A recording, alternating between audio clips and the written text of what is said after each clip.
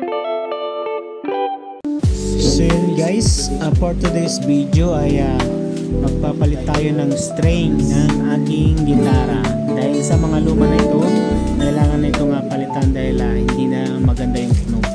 So ayan, may nabili tayong string galing yan sa Lazada. Ayan, binili yan ng aking misis. String. Ayan po. So una, pag nagpapalit ka ng pag nagpapalit ka ng string sa gitara, dapat ay papaluangan mo sila isa-isa lahat. Yan, para hindi ka mahirapan magtanggal. Dapat isa-isa mo silang kaluluwangan. So ayan, ikot-ikutin mo lang siya, paluwangan mo ng isa-isa. So yun, pagkatapos nyan is matanggalin mo na yung lock sa likod ay sa dulo. Ayan, paluwangan mo lang, ikot-ikot mo lang. Ayan, hindi ka mahihirapan magtanggal kapag maluwag na sila. Kasi kapag nakahigpit pa tapos agad mo siyang tatanggalin, mahihirapan kang magtanggal sa dulo. Ayan, tinatanggal ko na yung lock niya. Ayan, isa-isa. Ayan, mabilis na lang siyang matanggal kasi maluwang na siya. Ayan. So yan guys, dito ay medyo nahirapan ako dyan sa bandang gitna siya. So yan, tapos na natin na tuno ay nakabit, tutuno na lang natin.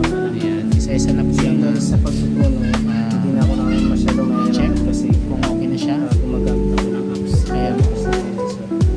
Yung sa pagtuno guys, gumagamit po ako ng apps application para mabilis ko siyang maituno ng maayos. Kasi kapag sa ano ko lang, magbibis lang ako sa ano ko, is feeling ko hindi accurate. Feeling ko hindi siya ganun ka-perfect. Yung tune, pag ako lang yung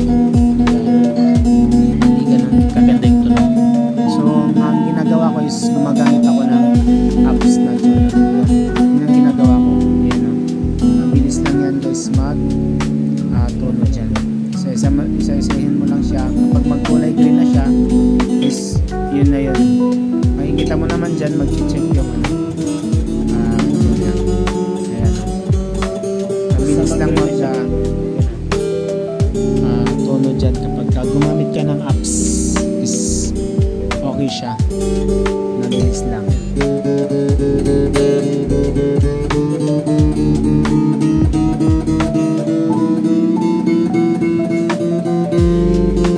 So yan, di pa tayo tapos. So nahihirapan tayo dyan, bandang dyan. Ayan po, malapit nang matapos.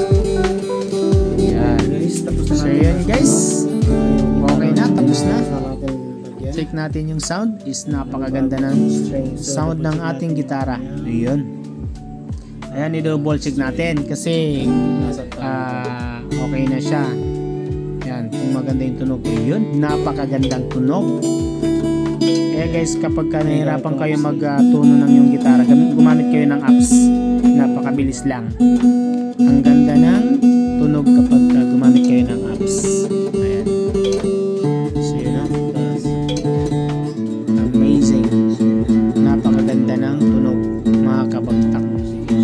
Ayan, o. Amazing talaga. Ginagamit ko ng cases. Ano yun, matagal ko nang ginagamit since 2020. Gumagamit ako ng ganun, yung guitar tuner. So yun, no? Napakaganda ng tunog.